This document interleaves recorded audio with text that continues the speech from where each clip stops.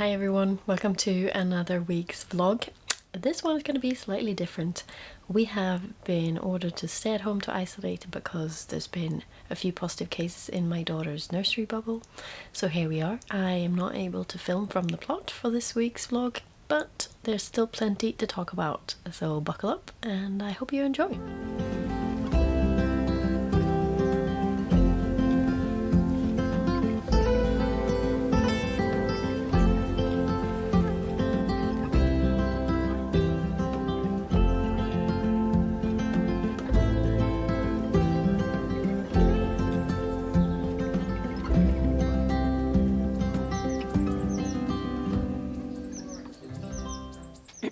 Hi everyone, welcome to another vlog.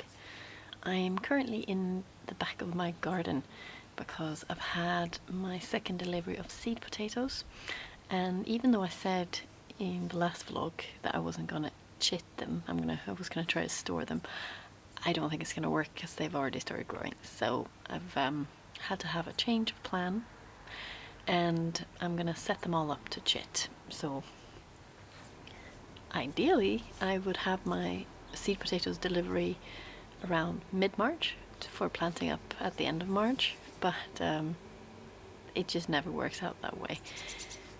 You order them in, ahead of schedule, and then they just arrive whenever they're available. So there are a few methods that you can try to keep them from sprouting too early, but I find in central heated houses it's just not possible. And even if I don't particularly think it's necessary to chit potatoes, it is definitely a convenient way of storing them without ruining them, if you see what I mean. So yeah, that's what I'm gonna do. So last year I kept them for too long in their netted bags and basically had long sprouts coming out of it, and it was a nightmare to get them out. I had to like shred the bags, basically making them unusable. So I tend to reuse those kind of bags for supporting, for example, heavy winter squash, or you can use them for melons or anything like that that you train up. So yeah, so I would prefer not to have to do that again. Yeah, so I'm gonna set mine up to chit, and I'm gonna use these kind of trays, and we're gonna make dividers out of cardboard. We'll see how it goes. That's the plan anyway. And they are a little bit too big to keep in it for keeping in the windowsill, but I have no choice basically. So after a really foggy and freezing start, we're actually having this glorious sunshine, and it's really nice to sit out. It's still cold, but the sun and no wind, it makes all the difference. So I'm actually really enjoying this. So first of all, I'll open my latest parcel.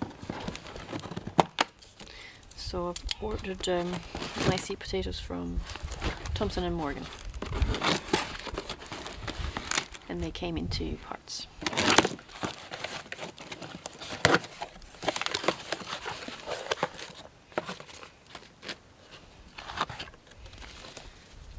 So this is the pink fir apple. You can see they're funny shapes. So they're a main crop salad potatoes type, and it's very tasty and nutty flavored. So I'm very excited to grow them. I've never tried before, so it's my first year, and yeah, they were always just sold out when I went to buy my seed potatoes, so I'm glad I got them this year. And then there's the Sarpo Mira, which is another main crop, slightly pinkish. I don't know if you can see that. Yes, it's like pinkish there. And they are a very good starting potato, I would say. Maybe the not most exciting, but a good all-rounder. And specifically, it is one of those new breeds resistant to blight, and also slugs don't seem to like them, as opposed to the fir tree apple, pink fir apple, sorry. They are quite tricky with blight because they're main crop and they're quite late for harvesting in the season. So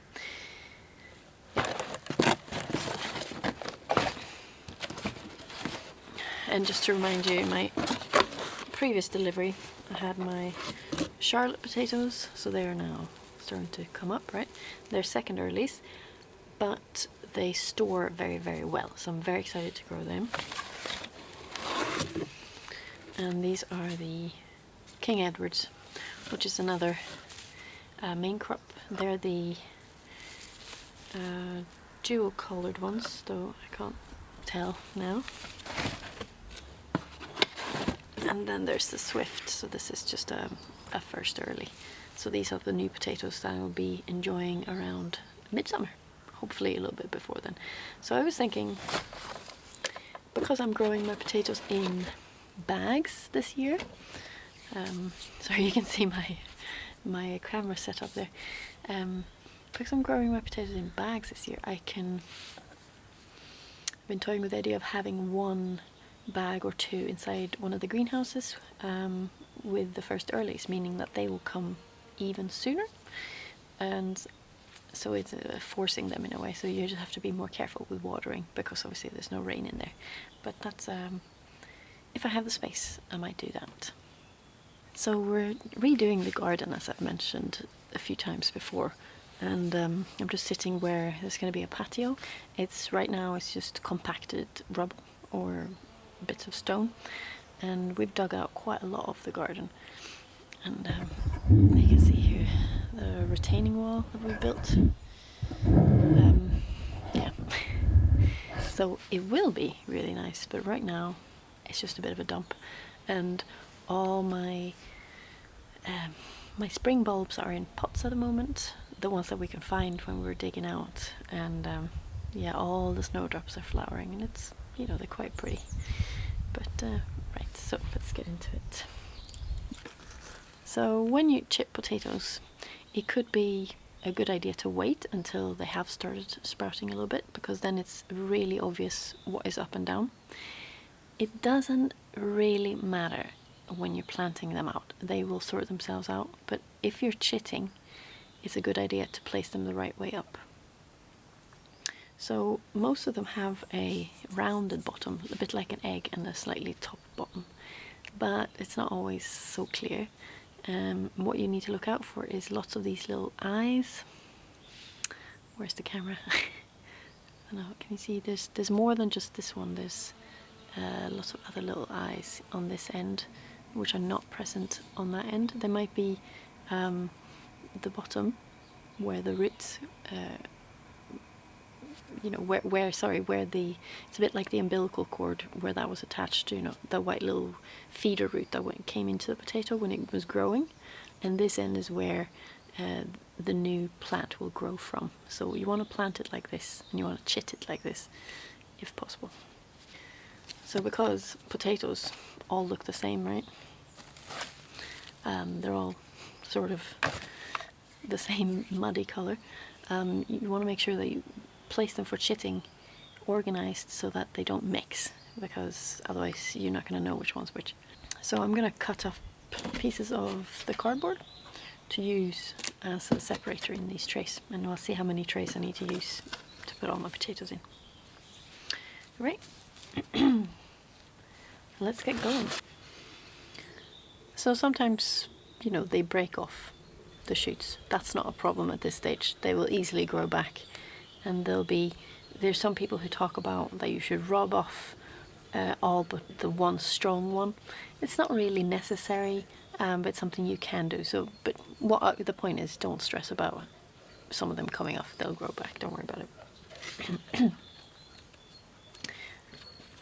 And actually, to keep them storing better, for example, if you're saving your own potato seed from your crop that year, they will grow shoots, and you can rub them off and keep storing them to eat or to grow later. So it's not a problem.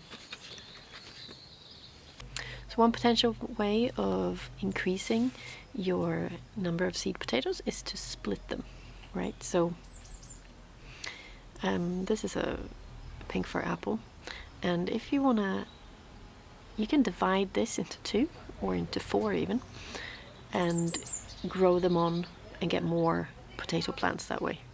What you need to think about then is that you need to split them so that each piece has at least one of these eyes on it. Can you see them eyes there? So this one came in the box cut like this instead, which is not ideal. However, it has got little marks, little eyes on it here, so it's possible that it will grow. So I'm gonna chit it and see what happens. So what you do then, once you've cut it, use a clean knife, and then you leave the sides up to dry just in your house before you plant them.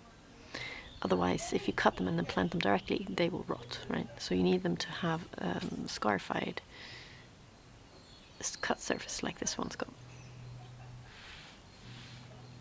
Can we just say how rude these pink fir apples look? I mean, especially all together stood up like that in the box. I managed to fit 4 of the 5 varieties I'm growing into one tray, which is good. And then I used the box to keep the rest, keep the last one in. So I'm going to put them inside my house in full light, as much light as I can. So it'll be windowsills, probably south facing, and they need to preferably not sit on top of a radiator, but I don't have that option, so they're going to have to be sort of insulated from the bottom. I can't keep them in the greenhouse because it's too cold, so they need to be kept frost free, otherwise they'll just go to mush, basically. So yeah, they're going to take up a bit of space in the house, but that's the way it's got to be, right?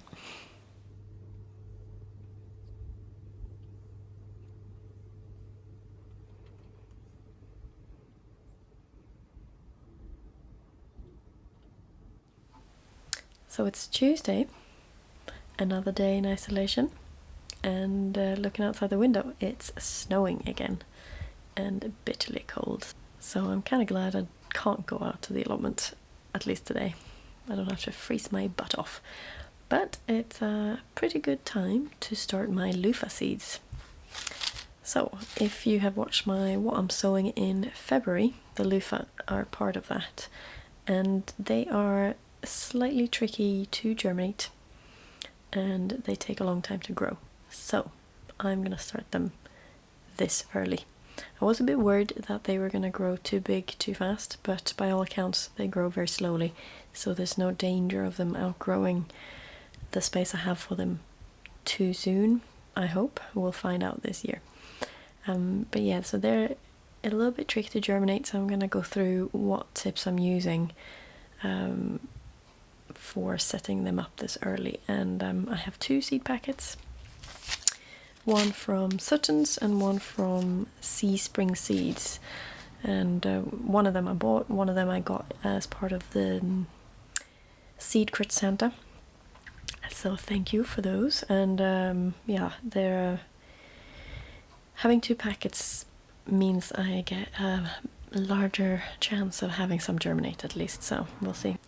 I probably only have space for maybe 1 or 2 plants in my greenhouses where they will have to grow, but I'm gonna try to start 3 from each packet, and then we'll see how we go from there. I can always hand them over to other people who would be happy to grow them in my area. So yes, so Luffa, if you don't know, they are something you can grow for the sponge. You see this grey bit inside there, so that's something that forms inside the mature Luffa if you leave it on the plant long enough for it to dry or start to dry. You can dry it in your house, but it needs to be mature. You can eat the Luffa when they're young and they are a bit like a courgette, but that's not what why I'm growing them. I want the sponge inside for Christmas presents. So I'm taking my inspiration from Chicks and Veg on Instagram. She has a great Luffalong hashtag on there, and her highlights are well worth a watch if this is something you're growing this year. I will probably put together a little Luffa growing video as well once I have a few more clips. But the starting of the seeds can go into this vlog because there's not much else going on. So the things I'm going to need are the seeds, some paper towel, I'm going to use a rubber band to distinguish one packet from the other, and I'm going to write with a pen which one has the rubber band on it. And I need a pair of clippers and a sealable plastic bag and a glass of water just to wet the paper towel. So let's open this packet up, and let's start by writing on this that this will have the rubber band. Let's see. So they are quite large seeds.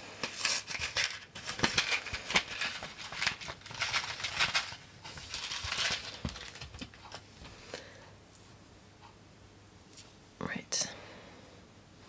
So there they are. And you can see they have a little bit of a wrinkle one end and not in the other. And where the wrinkle is where the root forms. So these are really waterproof little seed coverings. So the idea is that we want to make sure the water gets into them. And what Chicks and Veg does, I don't know if she came up with it, but that's what she does. She uses a nail clipper to clip not the wrinkled end, but the rounded end, just a sliver off, so that the water can get into the seed. Apparently you can also just soak them as they are, but you might need to wait longer. You can also just put them straight into damp compost if you want, but it is a long wait for the germination. So by doing it this way, you're speeding it up and you're less likely to start to think that they have failed. So I think this is a good way of doing it. So I have a ginormous clipper, maybe you have a small one. So the wrinkle is at the top there, so I'm just gonna try to cut off a sliver at the bottom.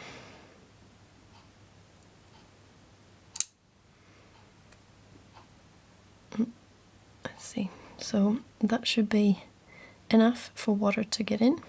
So we'll do all three.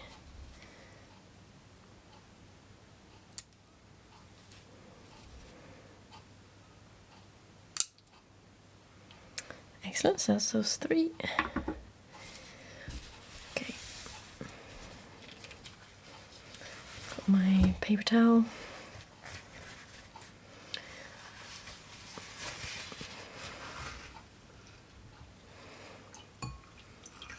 And the sturdier your paper towel is, the easier this will be. Okay. So I put 3 seeds in there. And I'll make a little packet like that. And because these are the ones I'm marking up, the clip like a rubber band like that, and then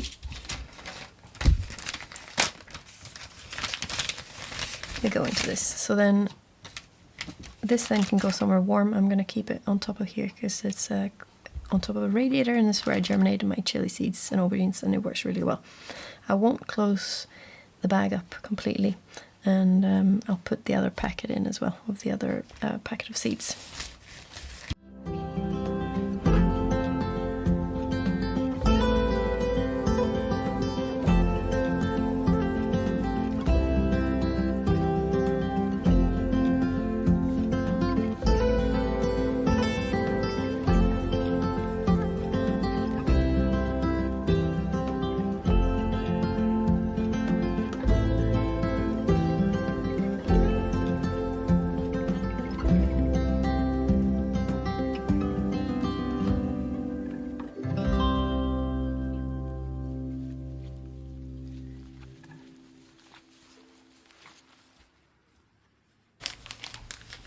So that's it, my little loofahs are in here, and they're gonna go on top of the radiator then to see if they germinate.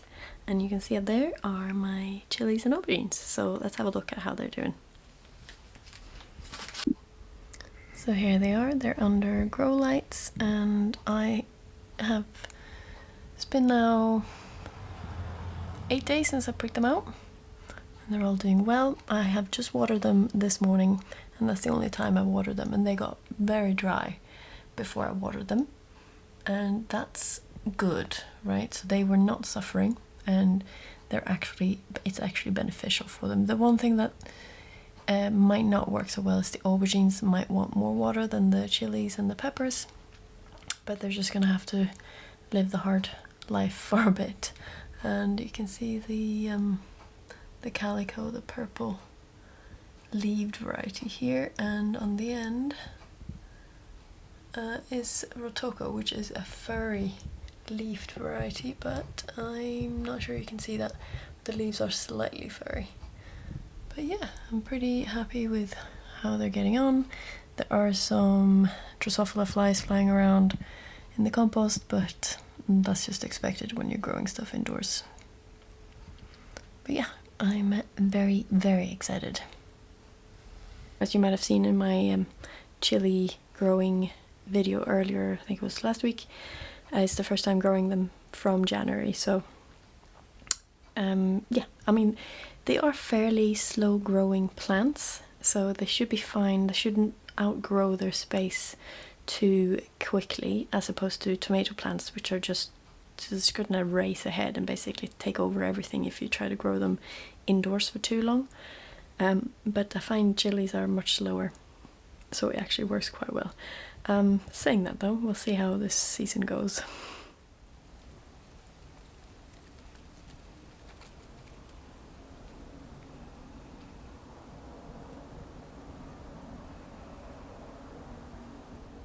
So it's Wednesday and it's another day in isolation. Right now it's sunny, but it's been snowing on and off. Just this really, really light, icy stuff. It doesn't really do anything. But it's cold. It's cold. So I've been itching to go to the plot. But it's kind of nice to know that even if I was able to get out there, I probably couldn't continue with the greenhouse project because the ground's frozen and the manure pile will be frozen, and yeah, I couldn't have done the jobs that needs doing anyway, so it's okay. I'm fine with it. And I have my leftover compost mix from when I repotted the chilies. It's just been sitting in the shed, and it's too early to sow most seeds, right? But I've been itching to use it. Itching. So I racked my brain. I looked all over Instagram, on YouTube, and I've come up with 2 projects. So I'm gonna try to grow sweet potatoes and ginger this year. Probably not something I would have done unless I'd been in isolation this week, so that's good. So sweet potatoes, you don't grow them like normal spuds. You have to raise slips, they're called, and they're basically just shoots that come out of the mother tuber. And you can do this 2 ways apparently. So one is that you like an avocado, you sit half of it in some water and it'll start sprouting slips that you then break off and plant into soil after they've rooted. The other option is that you place the whole thing in soil, cover it up to half like this in soil, and it'll shoot as well. So I'm going to try both because I've got to. From all accounts you'll get way too many just from one because it'll just keep shooting, but why not? I want to see what the difference is.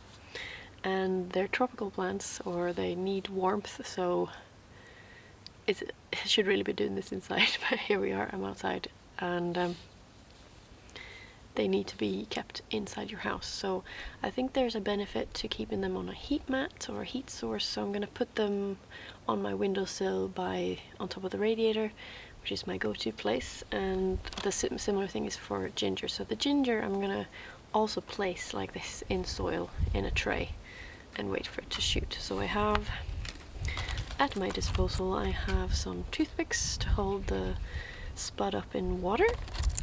I'm going to have 2 trays.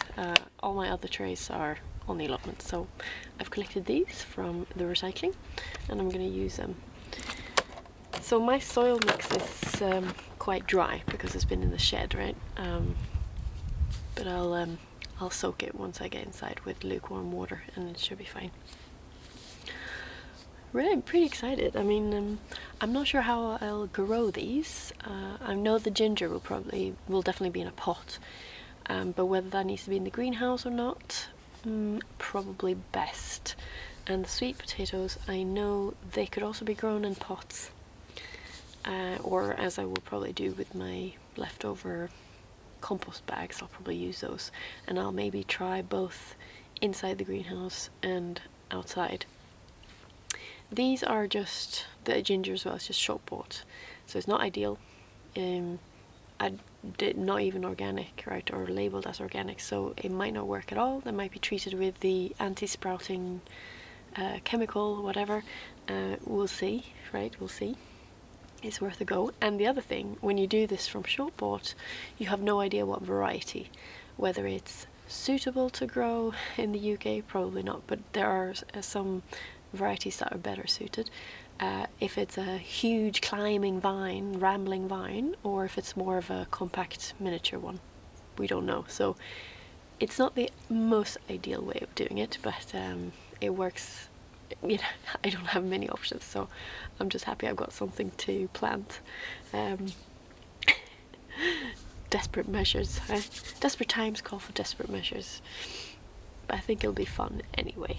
The ginger is basically just the root that you've harvested, so it's not like tubers per se, but this is the actual root of the ginger plant. And I think they look a bit like a grass when they grow, and by all accounts have very pretty flowers, so it can also be an ornamental. So even if I don't get a ginger harvest, and to be honest, I'm probably not going to supply my household with ginger for the year, you know, but it'll be fun.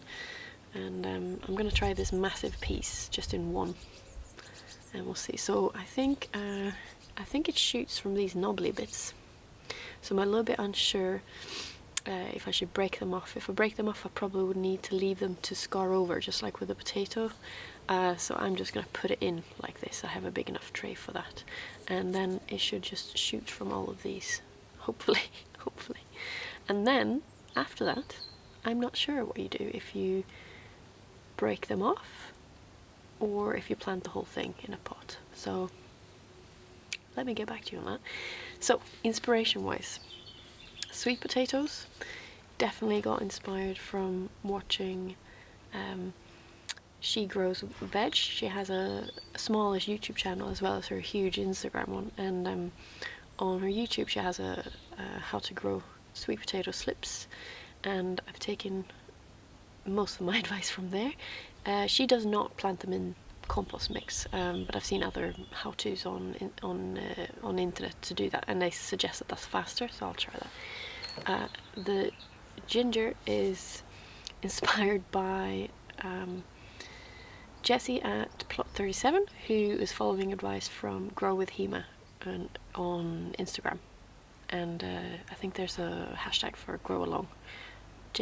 Grow Along, I can't remember what the hashtag was now, but Grow with Hema, you can head over there and she'll have her hashtag there. So yes, let's get going.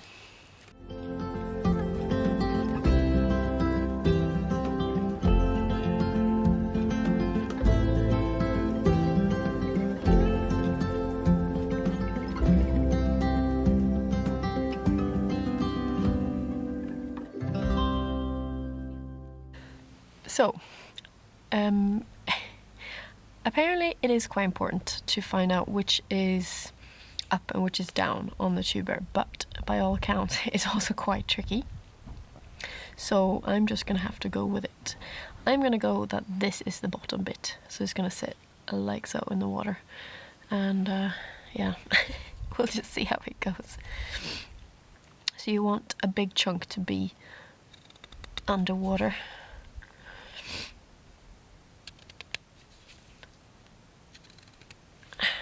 See, like so. Yeah, here we go. So this is an old Nutella jar that we just finished, or Nutoka, that fake Aldi one. And it's quite a good fit, I think. I could have maybe picked a bigger sweet potato and then it could have just sat there balancing by itself, but the old toothpick trick works as well. So here we go. I think all these plus me need to go inside now because it's bloody freezing. But yes, I've got the tray for the sweet potato and the tray for the ginger, and I'm gonna just soak them with lukewarm water and place them in a warm place, and hopefully we'll see some sprouting. And there's barely any airplanes flying these days, and I just managed to have one just when I'm filming this. So yeah. Oh, it's cold. Right, let's go back inside. So if you've managed to watch this far, thank you very much. I hope you've enjoyed it. If it's been at all helpful, please remember to subscribe. It really helps. I'll see you next time.